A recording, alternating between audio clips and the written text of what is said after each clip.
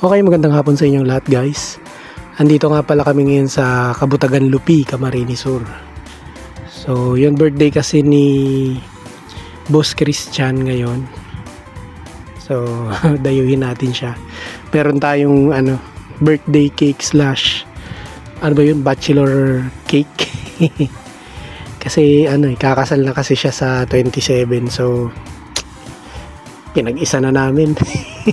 Magtatapos na kasi yung kanyang pagbibinata. So yun, medyo nahihirapan mag-focus yung camera natin. So yun, kasama natin si Jessa, si Setrock, at saka yung tatlo nating OJT. So pasunod si Soy, si Erica, at saka si Whirly. So yun, ang ganda ng taniman, no? Ang lawak. Yan. Tapos dito sa kabila, palayan dyan eh. So yan, yung si Jay yung may dala ng cake natin. So yan, ipapablow natin mamaya kay Christian. So yun, lakad muna kami.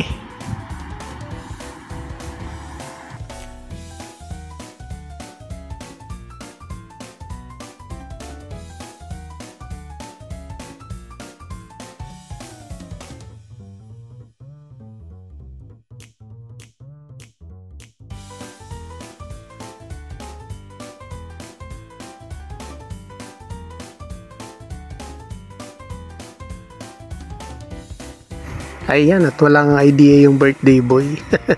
Nagulat siya sa biglaang pagdating namin. So binuksan na natin yung cake. Yan, sana natuwa siya kung anong itsura ng cake. So yan, Boss Christian, para sa iyo talaga yan.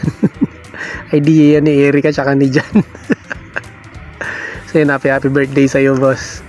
So yan, magka-candle blowing tayo ngayon, tapos maya picture tayo. So ilabas muna natin yung cake. So, yan yung pinag-aambaga namin kahapon. Pero hindi niya pa alam na cake pala yan. So, yan. Nagtatanong siya kung sino daw nakaisip ng design yan. Babawi daw siya. Ako, patay ka. Lagot kay Erica, babawian ka niyan. So, yan. Sininda na po yung kandila. Yun. Ipapahipa na natin. Happy birthday, boss. So, yun. Inalisin ko na lang yung background kasi may tumutugtog na video kaya baka makapiright tayo. So, yan. Okay, mag-wish ka muna bago mo yan i-blow. Yun, happy birthday, boss. So, yan. Picture na tayo.